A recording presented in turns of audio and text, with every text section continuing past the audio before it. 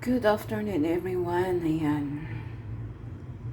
Papakita ko sa inyo ang aking kasangkapan para sa iluluto nating sabaw. So yan.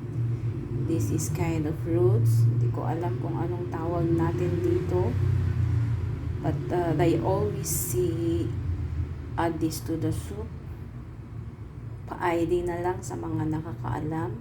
It is Chinese recipe. Yan, dried dates, legumes, pork bones. So, yan na lahat ang ating kasangkapan sa ating pagluluto ng ating sabaw for today's video. Yan. So, ayan, lagay natin muna to. Unahin natin ilagay kasi ibablanch pa natin yung meat. After na kukulo ito, saka natin ilalagay yung meat. At saka yung ito at saka yung legumes, pwede natin unahin. Ayan, ito yung legumes. Paksay. Lagay na rin natin. Ayan. Ito na rin, dates, dried dates. Lagay na rin natin. Ayan, dalawa.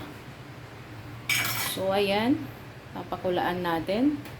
Since yung meat is still blanching, bablanch natin muna bago natin ilagay dyan. So, ayan, na-blanch natin. Tapos na na-blanch yung meat, we will add also. So, ayan, lagay natin para sabay-sabay sila.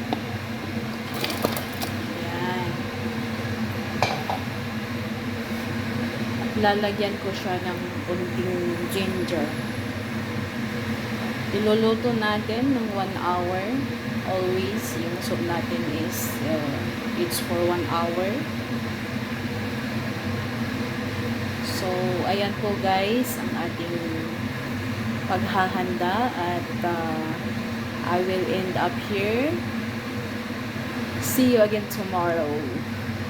Bye-bye and God bless. Thank you for watching.